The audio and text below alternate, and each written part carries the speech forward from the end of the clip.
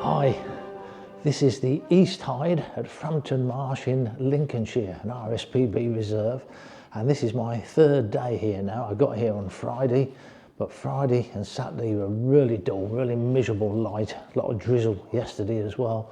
This morning, beautiful, lovely sunshine, blue skies, and what this has been good for while I've been here in the dull light is flight photography.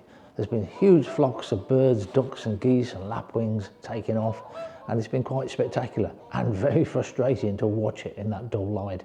Hopefully this morning I might do a bit better. Widgeon was the commonest waterfowl, and they came surprisingly close to the hide. Lapwings, without doubt, the commonest wader.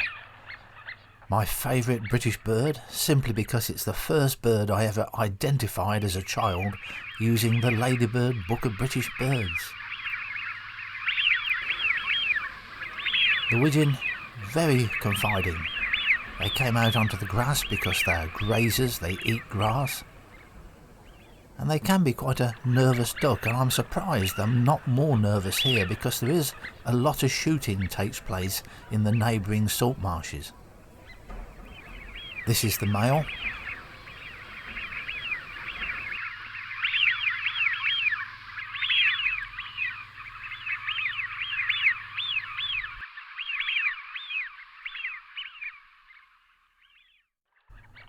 And the browner female. All the stills pictures and the video taken with the OM-100-400. This is because I have an issue with my 150-400. It's in Portugal at the moment, being looked at. All the stills pictures are taken with the OM-1 Mk2, and occasionally for the video I do put the Lumix on.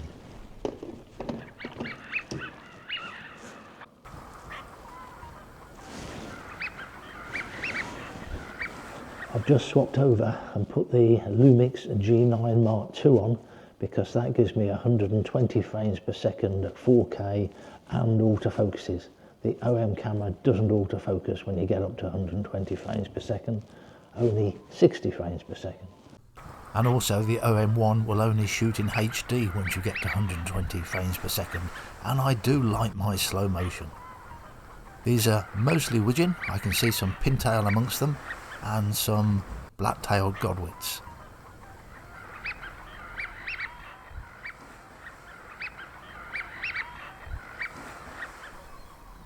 In front of the East Tide on more than one occasion there was a ruff, a solitary bird.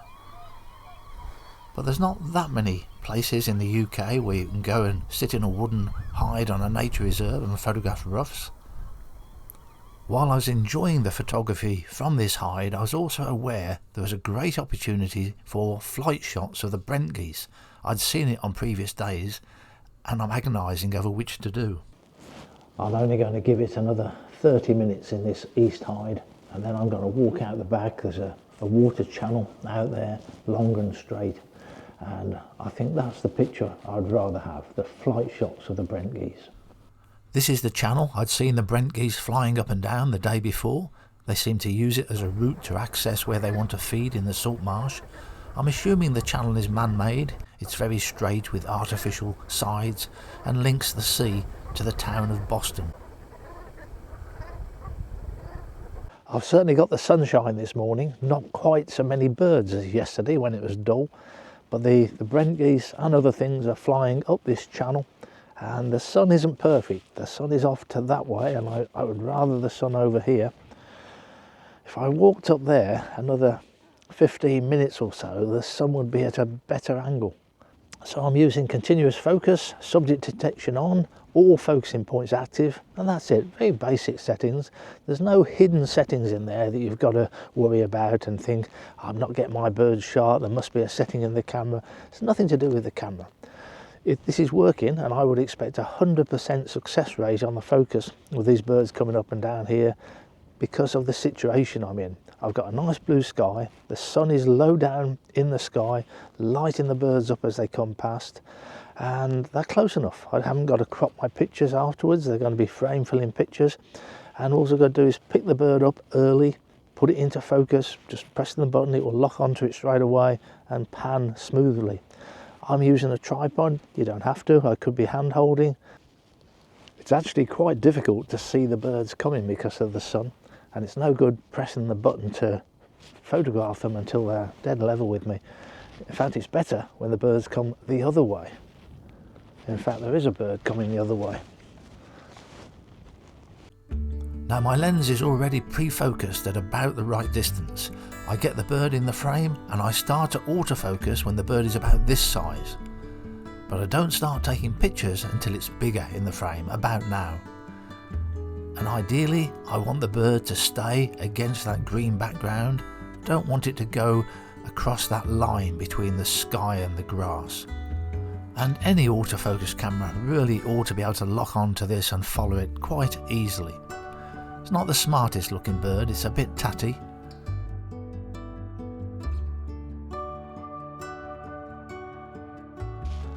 So that was a cormorant, and the important thing is to get it in the frame early, get it into focus quite early on, and then keep tracking the bird, and you don't actually start taking pictures until it's large enough in the frame. But that was frame filling as it came past. This was the Brent geese coming up the channel on the previous days when it was rather dull and miserable. I wouldn't normally try to take flight pictures in this lighting conditions. I know I'm not going to be happy with the results. You've got to overexpose the bird, but it still doesn't have that fine detail you get when the light is shining. Blue sky, the sun is out, and it's much easier to do flight photography, but you've still got to be very aware of the angle of the sun. You're also looking for gaps between the birds, you don't want them overlapping. But they came very close at times. There's no cropping here.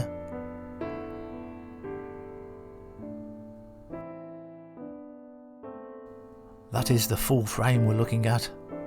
And here you can only have the one bird in focus, the others are too far behind, but it shows the flock. I was also surprised how many whooper swans they'd got.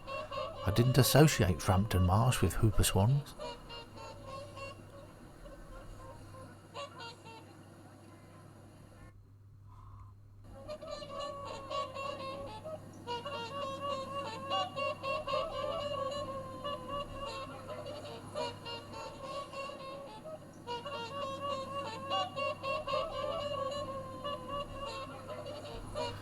This is the largest hide on the reserve, the 360-degree hide, and it is massive.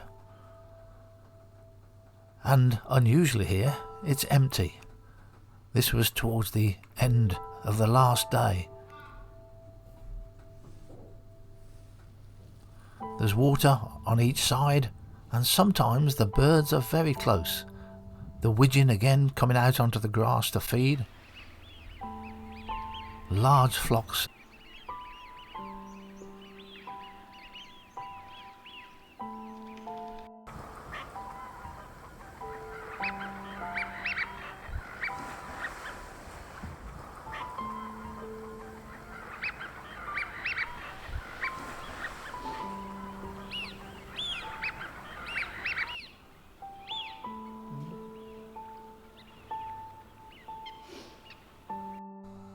And a male teal, another bird that can be very nervous.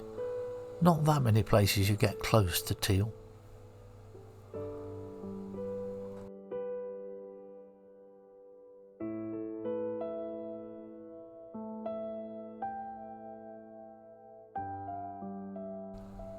And the northern shoveler, a male.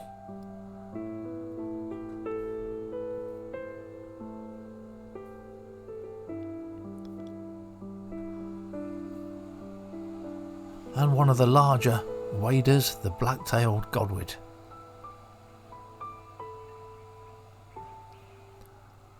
But the wader that I was most interested in was the common snipe. Now I think this is very unusual, to be able to photograph a snipe from a wooden hide on a nature reserve, very rare. I didn't realise they were there at first, and then I saw one move in the grass. Now this bird is just hunkered down like this because all the waterfowl have just taken off.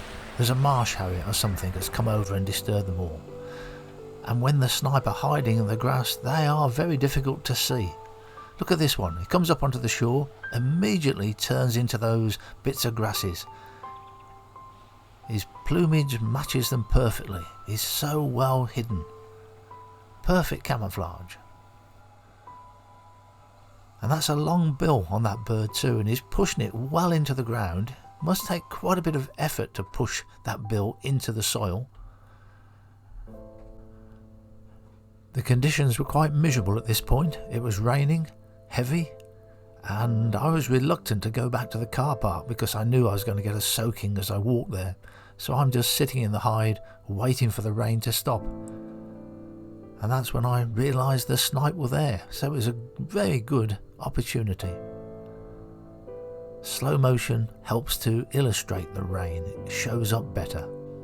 And that's the same for stills photography. If you want to show the rain or snow coming down, use a slow shutter speed, about a 40th of a second if you can, and then you'll be able to see the rain and the snow in streaks. So the snipe is close enough to be able to take these pictures at full frame. And thanks for watching.